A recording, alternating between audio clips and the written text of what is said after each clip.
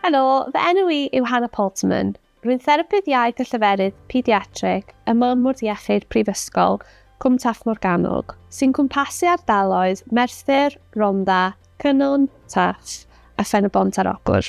Mae gan rhai plant rydyn ni'n gweithio gyda wahaniaethau cyfarthrebu cymdeithasol. Gallai hyn olygu nad oes ganddyn nhw fawr o eiriau, os o gwbl, bod well ganddyn nhw dreulio amser ar ben eu hunain, mae'n cael ein anodd deall gwybodaeth, a dyn nhw ddim yn defnyddio llawer o gysylltigaeth a phabol eu cwmpas, a bod ganddyn nhw rhai gwahaniaethau o ran sut y maen nhw'n rhyngweithio ag eraill.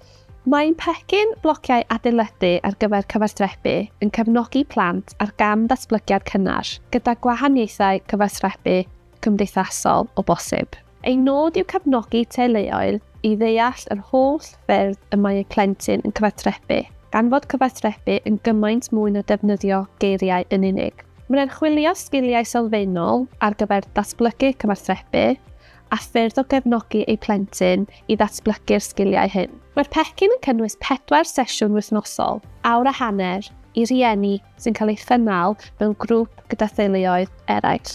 Mae'r rhain yn dueddol a cael ei gynnal drwy'n platfform apwyntiadau grŵp o'r enw Attend Anyway. Mae rieni yn aml yn dweud eu bod nhw'n hoffi bod mewn grŵp gan eu bod nhw'n cael siarad i deuluoedd eraill sydd â phrofiadau tebyg iddyn nhw. Mae'r pecyn hefyd yn cynnwys hyfforddiant a chefnogaeth i leoliadau blynyddoedd cynnar sy'n cael ei darparu gan y therapydd iaith a lleferydd. Mae hyn yn sicrhau bod anghenion cyfarthrebu plentyn yn cael ei gefnogi'n gyson mewn ffordd gyfannol gan yr oedolyn y mae'n ein adnabod orau. Mae teuluoedd sydd wedi mynychu'r sesiynau blociau adeiladu wedi dweud ei fod yn addysgiadol a chefnogol iawn ac wedi helpu'n fawr iawn i ddeall cyfarthrebu eu plentyn nhwy a sut y gallen nhw gefnogi nhw orau. Mwyn i deuluoedd cael mynediad i'r pecyn blociau adeiladu ar gyfer cyfarthrebu, mae'n rhaid anfon ffurflen gais am gymorth i'r gwasanaeth therapi iaith a lleferydd.